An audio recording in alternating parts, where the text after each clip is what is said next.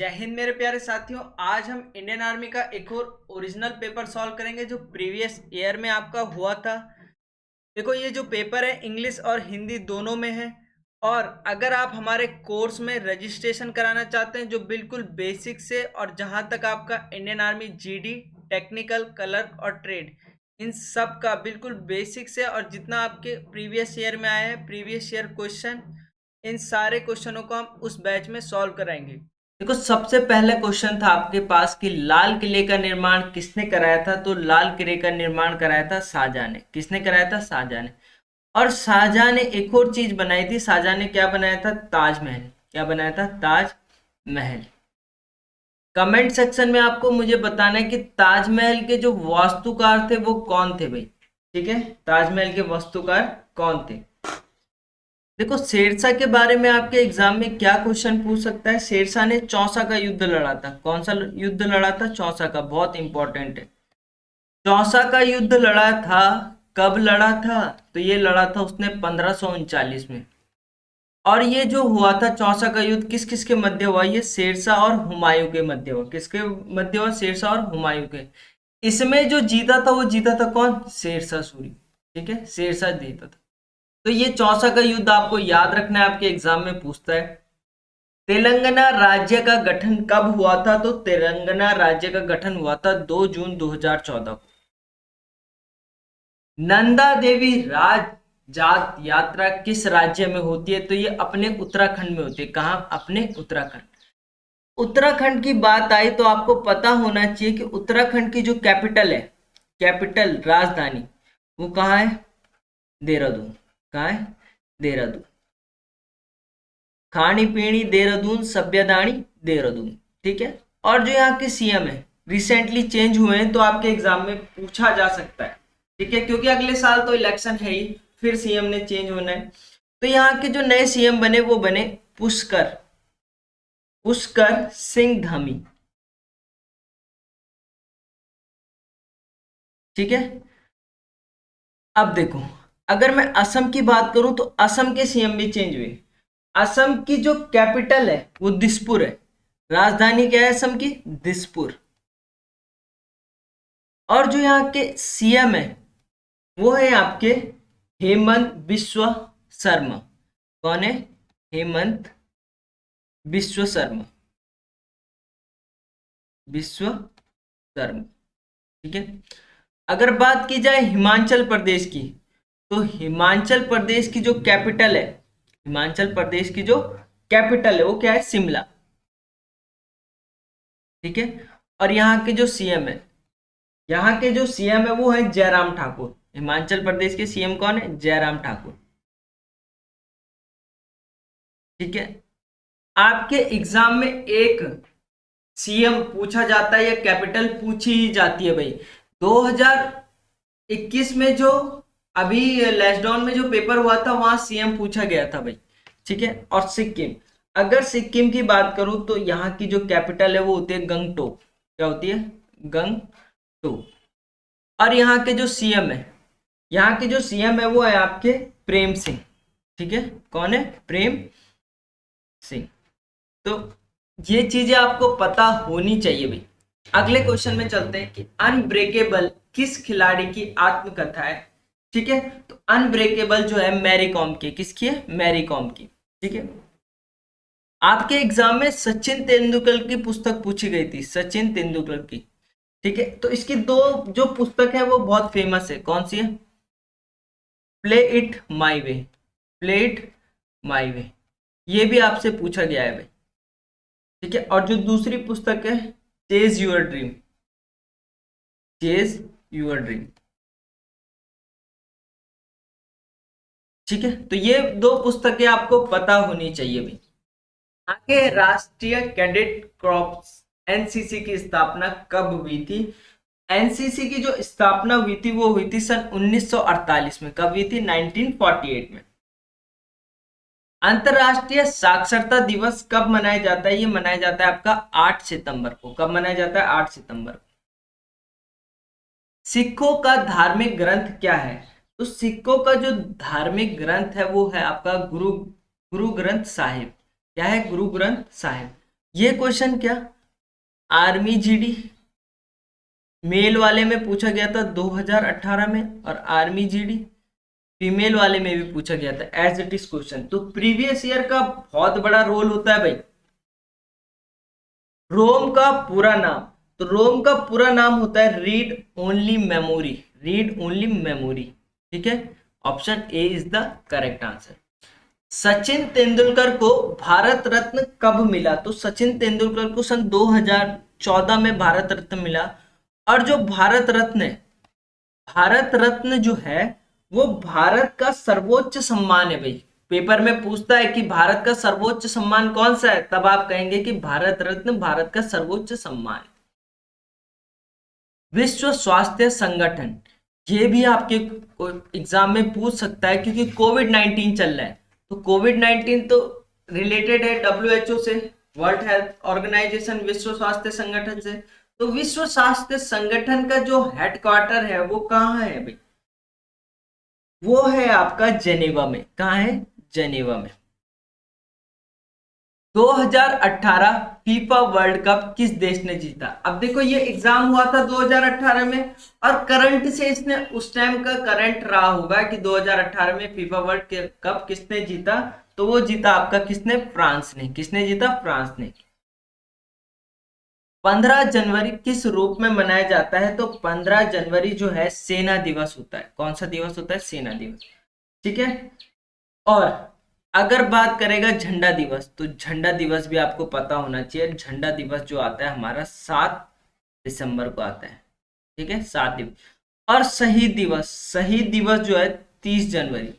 कब आता है? 30 जनवरी।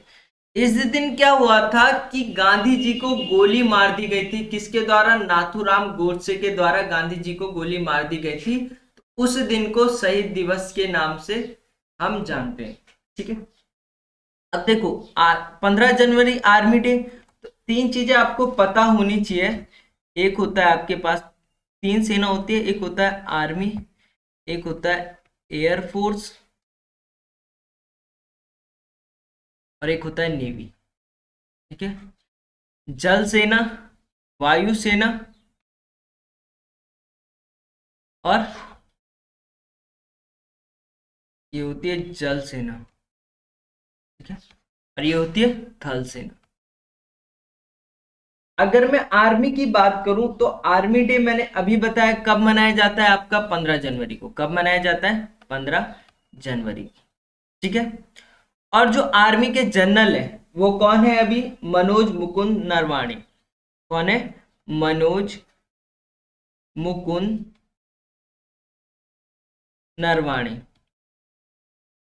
अगर वायुसेना की बात की गई तो एयरफोर्स डे जो है वो कब मनाया जाता है? वो मनाया जाता है 8 अक्टूबर को। और जो इसमें एयर चीफ मार्शल है, वायुसेना की जो सबसे बड़ी पोस्ट होती है वो होती है एयर चीफ मार्शल। वो कौन है? राकेश कुमार भदौरिया। राकेश कुमार भदौरिया। अगर बात की जाए नेवी की, तो नेवी डे मनाया जाता है 4 दिसंबर को। और जो नेवी में बड़ी पोस्ट होती है एडमिरल होती है, एडमिरल। और जो नेवी के एडमिरल है वो कौन है? करमवीर सिंह। कौन है? करमवीर सिंह। करमवीर सिंह। ठीक है, करमवीर सिंह। तो ये छोटी छोटी चीजें आपको पता होनी चाहिए क्योंकि आप इंडियन आर्मी की तैयारी कर रहे हो। तो ये तीनों आर्मी डिफेंस से रिलेटेड है, तो आपको ये पता होनी चाहिए। देखो पृथ्वी की ऊपरी परत को जो कहा जाता है वो क्रस्ट कहा जाता है। क्या कहा जाता है? क्रस्ट कहा जाता है। लक्षद्वीप में द्वीपों की संख्या कितनी है? तो द्वीपों की संख्या है 36। कितनी है? 36। इमली में कौन सा अम्ल पाया जाता है? तो इमली में टार्ट्रिक एसिड। कौन सा? Tartaric acid. ठीक है, टार्ट्रिक कर देना। देखो देखो चींटी के डंक काफी इंपॉर्टेंट है, क्वेश्चन में आता है कि चींटी के डंक में कौन सा होता है? तो चींटी के डंक में कौन सा होता है? फॉर्मिक एसिड होता है। ठीक है, फॉर्मिक अम्ल होता है। ईस्ट इंडिया कंपनी के समय शासक कौन था? तो ईस्ट इंडिया के कंपनी के समय शासक कौन था? वो था आपका जहांगीर। लाला लाजपत राय का संबंध किससे है? तो लाला लाजपत राय का संबंध साइमन कमीशन से, साइमन कमीशन से 1928। वंदे मातरम के रचयिता कौन है? तो वंदे मातरम के जो रचयिता है वो है बंकिम चंद्र चटर्जी। ठीक है, क्या है? बंकिम चंद्र चटर्जी। और वंदे मातरम क्या है? हमारा राष्ट्र गीत है भाई, नेशनल सॉन्ग। अगर नेशनल सॉन्ग की बात की तो आपको पता होना चाहिए कि जो हमारा राष्ट्रगान है, नेशनल एंथम, वो किसने लिखा है? उसके रचयिता है रविंद्रनाथ टैगोर। राष्ट्रगान, ठीक है, राष्ट्रगान किसने लिखा है? रविंद्रनाथ टैगोर। राष्ट्रगान क्या है हमारा? जनगण मन, जनगण। ठीक है, कमेंट बॉक्स में आप मुझे बताना कि जनगण मन राष्ट्रगान को गाने में कितना समय लगता है। आपके एग्जाम में पूछा जाता है भाई मेरे प्यारे साथियों। अगले क्वेश्चन में चलते हैं। विश्व की सबसे ऊंची चोटी कौन सी है? तो विश्व की सबसे ऊंची चोटी है माउंट एवरेस्ट। कौन सी है? Mount Everest. ठीक है, अगर वो भारत की बात करता है कि भारत की सबसे ऊंची चोटी कौन सी है, तो भारत की सबसे ऊंची चोटी है K2, जिसे आप किस नाम से भी जानते हो? गॉडविन ऑस्टिन, गॉडविन ऑस्टिन के नाम से भी जानते हो। ठीक है, अगले क्वेश्चन में चलते हैं कि निम्न में से सही एक मानव हृदय सामान्य रूप से कितने मिनट की दर से धड़कता है? तो आपको पता होता है 72 की दर से। 72 किसके बीच आता है? 70 और 80 के बीच। मेरु तंत्रिकाओं की संख्या कितनी होती है? तो मेरु तंत्रिकाओं की संख्या होती है 31 जोड़ी, 31 पेयर्स। अगला क्वेश्चन है आपके पास कि एक सरल लोलक का उदाहरण जो है, लोलक क्या होता है? पेंडुलम होता है, ठीक है, जो इधर उधर जाता है। ठीक है, तो वो उदाहरण जो है वो है सरल आवर्त का, सिंपल पीरियोडिक मोशन का, या सिंपल पेंडुलम का भी कह सकते हो। ठीक है, ये दोनों राइट आंसर हो। अगला है ध्वनि का संचरण किसमें नहीं हो सकता? तो ध्वनि का संचरण जो है वैक्यूम में नहीं हो सकता। किसमें नहीं हो सकता? निर्वात में नहीं हो सकता। केल्विन में शरीर का सामान्य तापमान कितना होता है भाई? तो 310 केल्विन होता है। ठीक है, अगर फ़ारेनहाइट में बात करता तो 98.6 फ़ारेनहाइट में होता है, और सेल्सियस में बात करता तो 37 डिग्री सेल्सियस में होता है। अगर आपका बॉडी टेम्परेचर इन तीनों से ज्यादा आ गया तो आपको बोल दिया जाएगा कि आपको कोविड-19 है भाई। एक स्वास्थ्य मनुष्य का रक्तचाप जो होता है वो होता है 120 से 80। कितना होता है? 120 से 80, ब्लड प्रेशर जिसे कहते हो। धोने घावन सोडा जो होता है, धावन सोडा, ठीक है, वॉशिंग सोडा भी जिसे कहते हैं, तो उसका जो फॉर्मूला होता है वो होता है Na2CO3। उस विटामिन का नाम बताइए जो किसी भी मांसाहारी भोजन से नहीं मिलता है। तो काफी विद्यार्थी, काफी गर्ल्स इसे गलत करके आई थी। देखो, आपको याद होना चाहिए कि जो विटामिन सी है इसमें सभी खट्टे फल आते हैं। क्या आते हैं? सभी खट्टे फल। ठीक है, तो इसका करेक्ट आंसर था विटामिन सी। निम्नलिखित में से किसे रक्षात्मक पदार्थ कहा जाता है? तो रक्षात्मक पदार्थ जो है किसे कहा जाता है? विटामिन को कहा जाता है। ठीक है, आप मुझे कमेंट में बताना कि विटामिन की खोज किसने की थी भाई? सदिश राशियां। ठीक है, तो देखो पहले थोड़ा सा समझ लो कि देखो इनमें से सदिश क्या है। तो पहले मैं आपको थोड़ा सा बता देता हूं।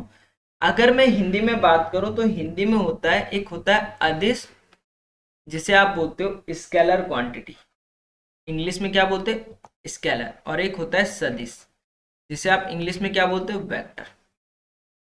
ठीक है, तो देखो सबसे पहले देखो सदिश अदिश राशि क्या होती है? अदिश राशि वे भौतिक राशियां होती है जिसमें केवल परिमाण होता है। क्या होता है? परिमाण होता है।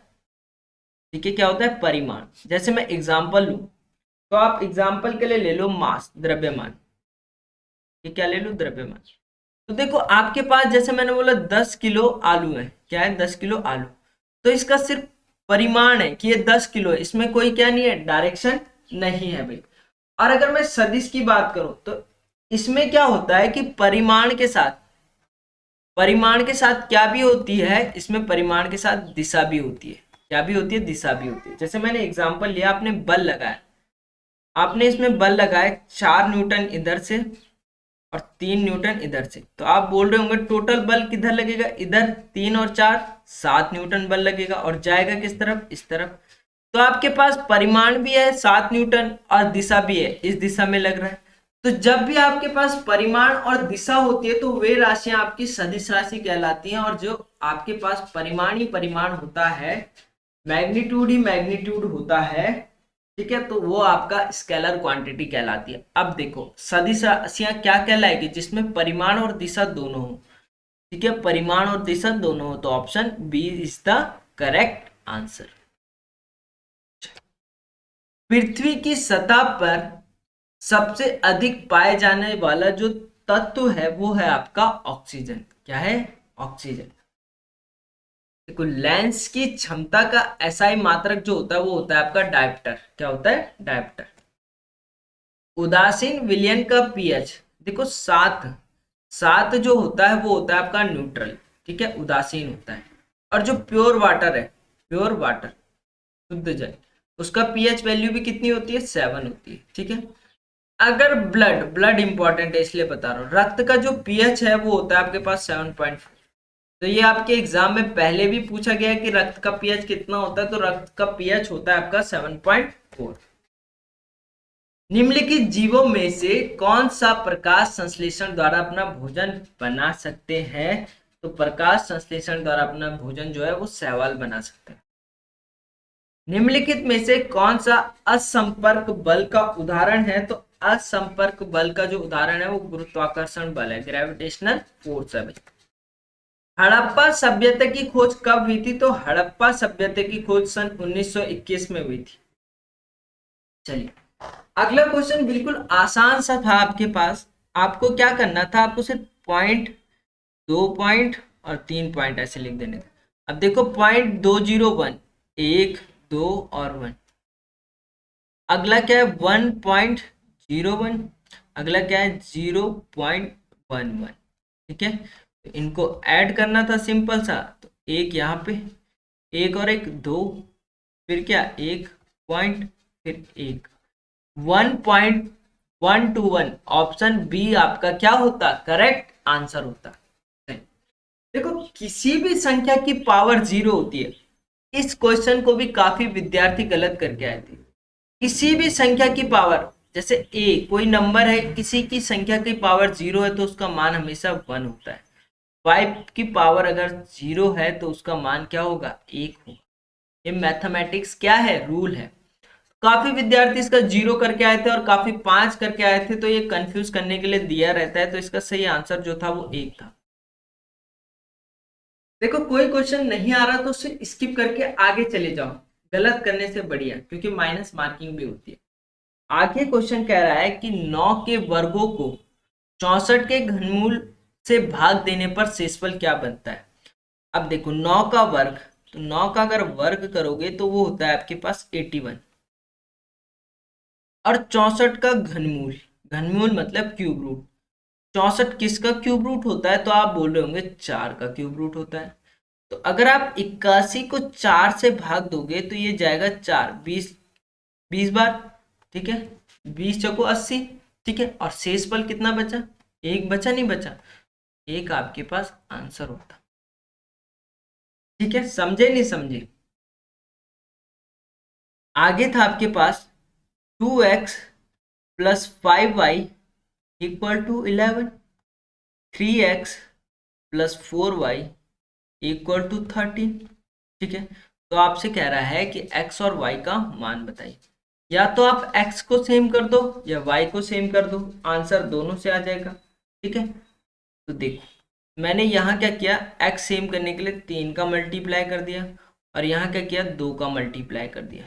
तो ये जो इक्वेशन बनी अब, ये बनी समीकरण 1 जो बनी अब, 3 दूनी 6x प्लस 5 तिया 15y इक्वल टू 11 तिया 33, और जो y बना आपका, नीचे वाली जो इक्वेशन बनी वो बनी 3 2 जा 6x प्लस 4 दूनी 8y इक्वल टू 13 दूनी 26, यही बनी।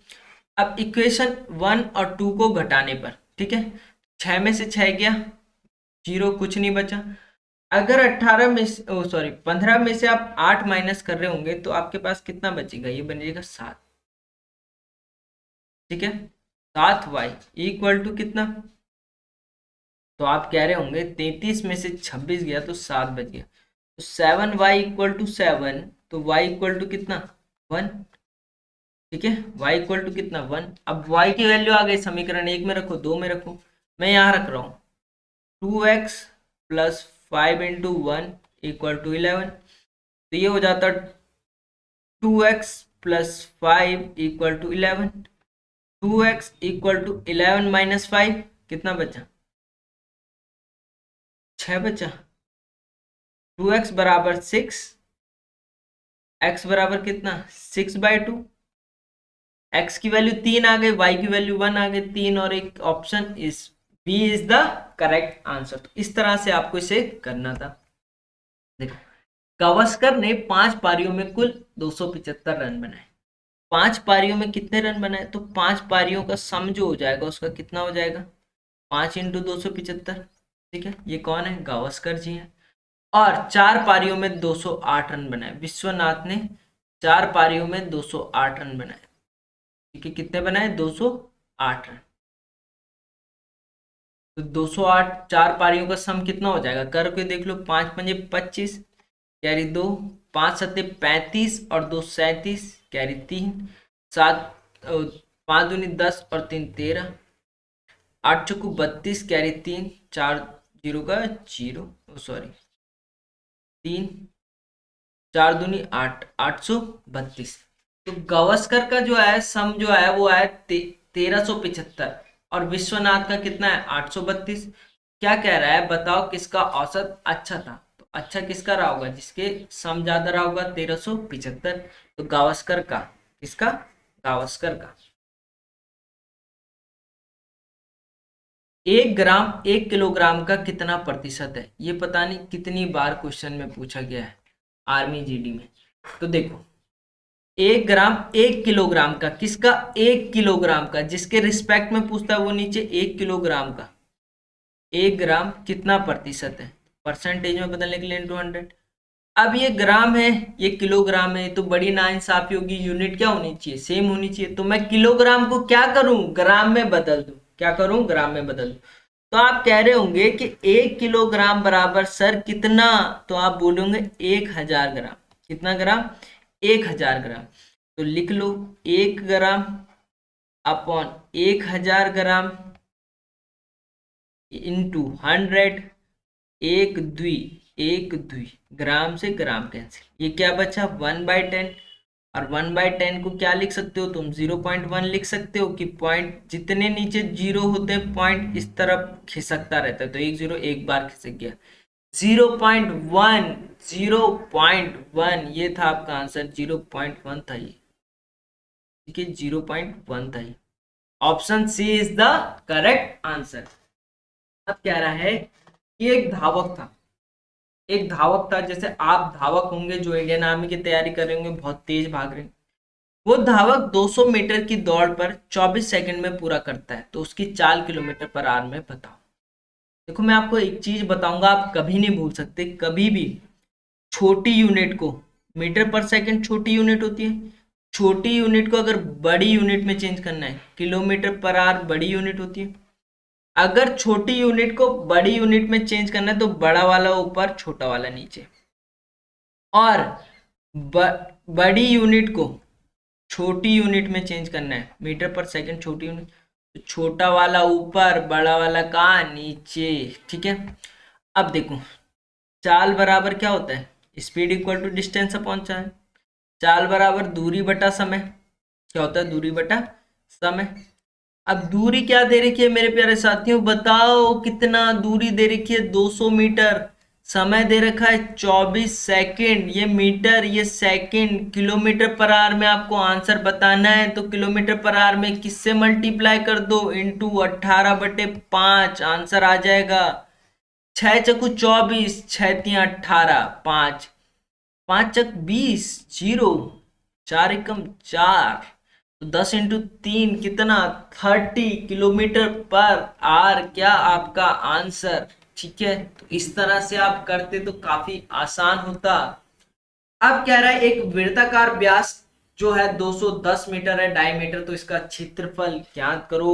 ठीक है, तो आपको व्यास दे रखा है, सिर्फ व्यास क्या दे रखा है, व्यास, जिसे इंग्लिश में क्या बोलते हो, डी, डायमीटर 210 दे रखा है। अब देखो व्यास जो होता है वो 2 गुना होता है किसके, त्रिज्या के। ठीक है, डी इक्वल टू क्या होता है, 2r। ठीक है, d/2 = r, क्योंकि आपको d दे रखा है, d कितना है 210 है, बाई 2 = r, 2 एकम 2, 2 पंजे 10, 1 0, r की वैल्यू 205। तो इसका क्षेत्रफल ज्ञात करो। क्षेत्रफल मतलब एरिया, वृत्त का क्षेत्रफल क्या होता है, एरिया क्या होता है, तो आप बोल रहे होंगे इसका क्षेत्रफल होता है सर पाई आर स्क्वायर।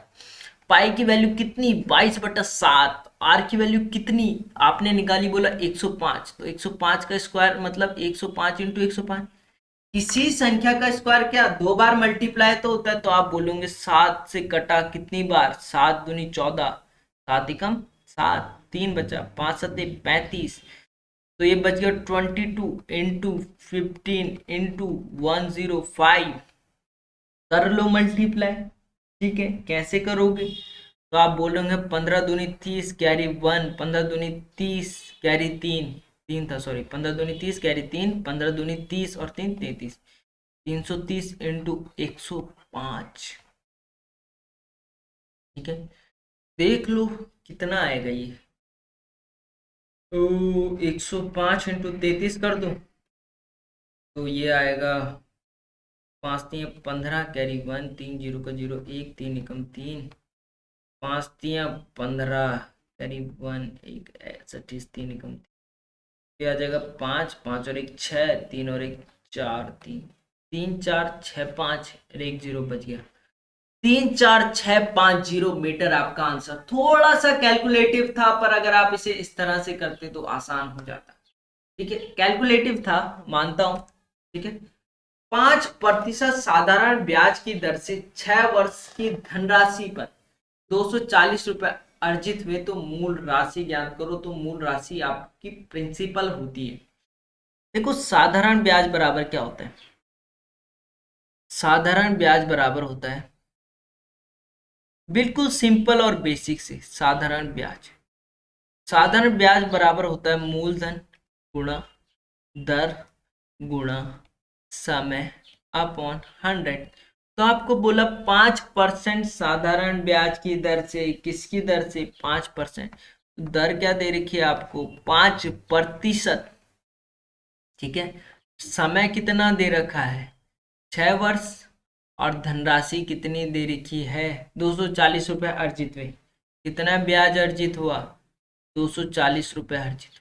निकाल लो, साधारण ब्याज है 240 रुपये, मूलधन कितना है आपके पास वो आपको निकालना है। ठीक है, प्रिंसिपल दर है आपके पास 5%, समय है 6 अपॉन 100। ठीक है, इस वैल्यू को यहाँ ले जाओ, इस वैल्यू को यहाँ ले जाओ, तो ये हो जाएगा 240 × 100 अपॉन 5 × 6 इक्वल टू मूलधन। काट दो भाई, 5 से काट दो, 5 दूनी 10 0, 6 चक्कू 24 40, 4 दूनी 8, 2 0 और बढ़ा दो, 800 रुपया। कितना रुपया, 800 रुपया। Option C is the correct answer. Sine 30 का मान, साइन 30 का मान काफी आसान होता है। साइन 30 का मान होता है 1/2, रट लो।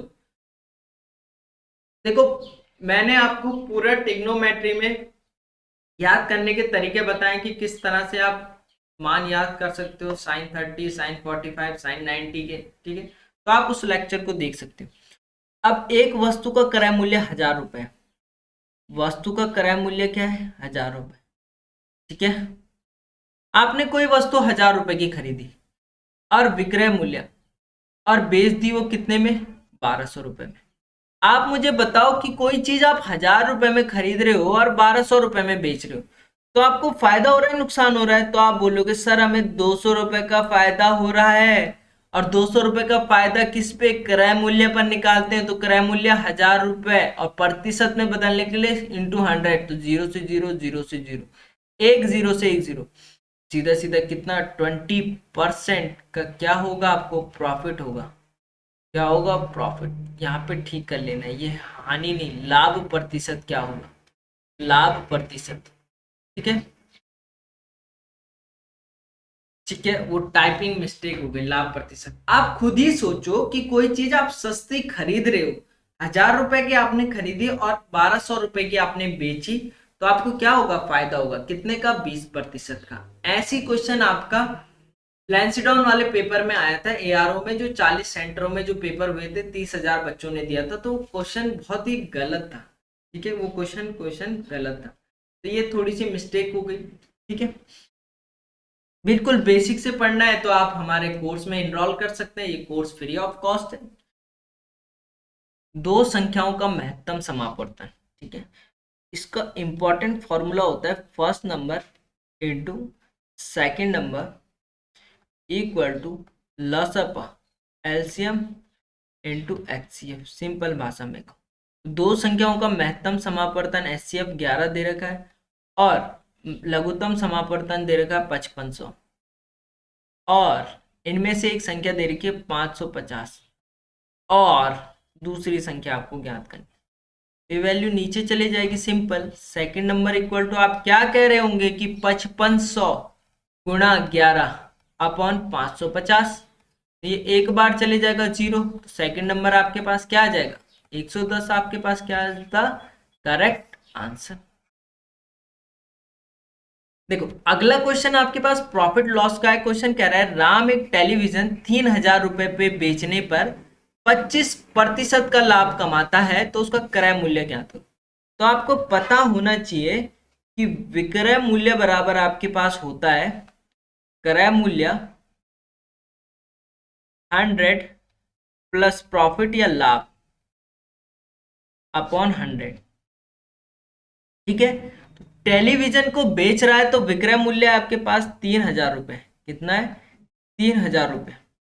अगर विक्रय मूल्य आपके पास 3000 रुपए है, क्रय मूल्य आपको निकालना है और 100 प्लस प्रॉफिट 25, तो आप निकाल सकते थे ऐसे में। ठीक है, तो आप बोलते 3000 रुपए इक्वल टू क्रय मूल्य 100 प्लस 25 125 हो जाता बटे 100, ये वैल्यू यहाँ जाती नीचे और ये वैल्यू ऊपर चली जाती, तो यहाँ से आप बोलते कि क्रय मूल्य बराबर क्या, 3000 रुपए अपॉन कितना, 125 इंटू 100।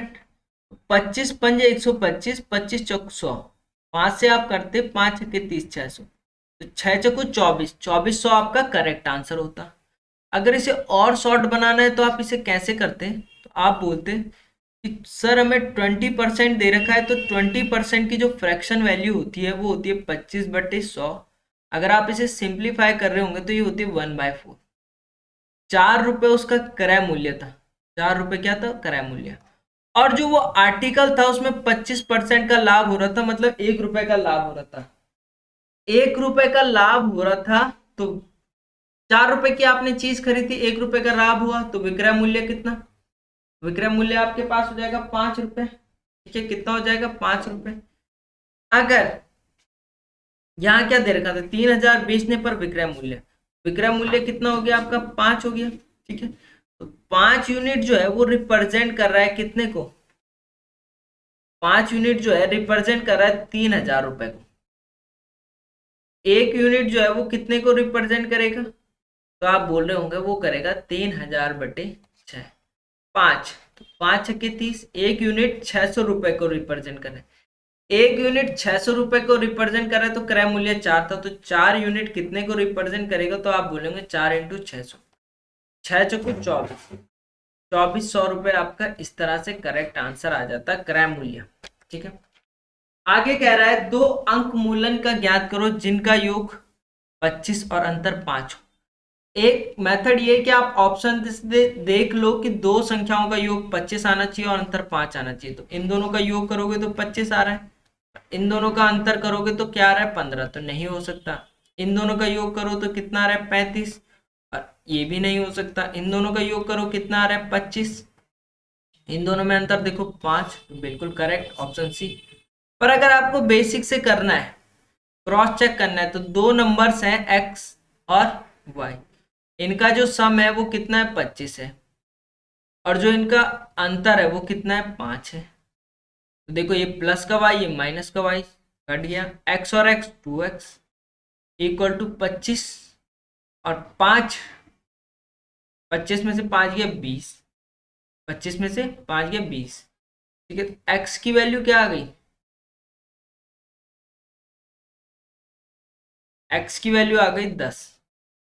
अगर x की वैल्यू 10 आ गई तो वैल्यू यहां पुट कर दो, ठीक है। 10 प्लस वाई इक्वल टू 25, तो y इक्वल टू कितना 25 माइनस 10, y इक्वल टू कितना 15, y की वैल्यू 15, x की वैल्यू 10, 10 और 15 ऑप्शन सी है, तो C is the correct answer.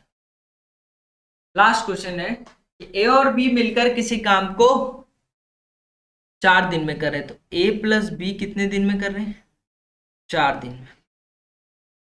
यदि ए अकेला इसे कितने दिन में कर रहा है, 6 दिन में, तो बी अकेला कितने दिनों में करेगा।